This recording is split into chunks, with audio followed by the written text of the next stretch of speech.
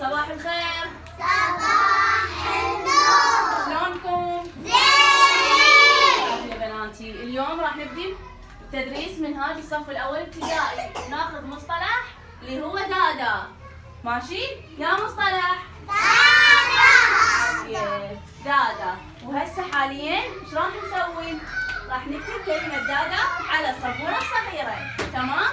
ونبدي بمن؟ بملوكة. يلا ملوكة ماما. كتبي كلمة دادا.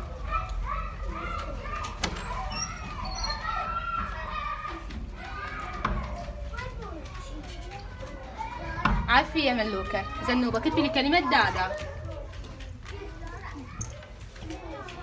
هاش ماما.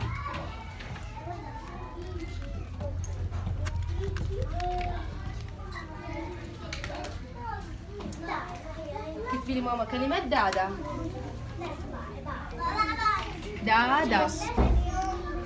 هاش ماما هاش هذا حبيبي. مثل ما مكتوبة على السبورة كتبيها دادا. دقة دقة دقة. عافية. ممتازة يا حلوة. كتبي لي كلمة دادا.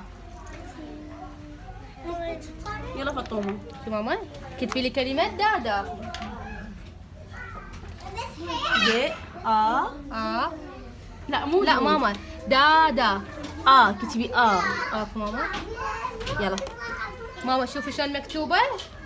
د دقة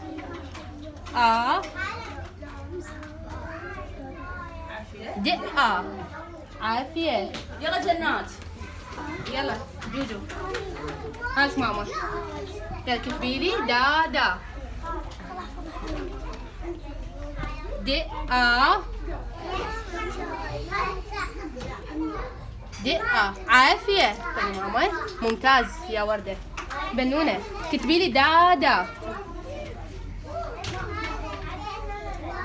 يلا زهورة حبيبي كتبي لي كلمة دادا. يلا ماما. دقة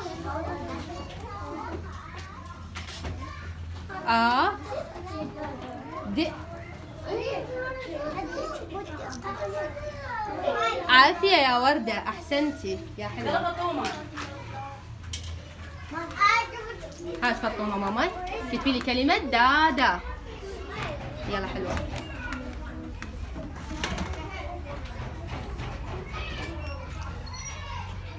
دقة.